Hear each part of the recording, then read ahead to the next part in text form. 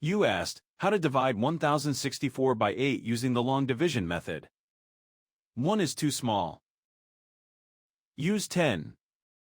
10 divided by 8 equals 1. 1 times 8 equals 8. 10 minus 8 equals 2. Bring down 6, making 26. 26 divided by 8 equals 3. 3 times 8 equals 24. 26 minus 24 equals 2. Bring down 4, making 24. 24 divided by 8 equals 3. 3 times 8 equals 24.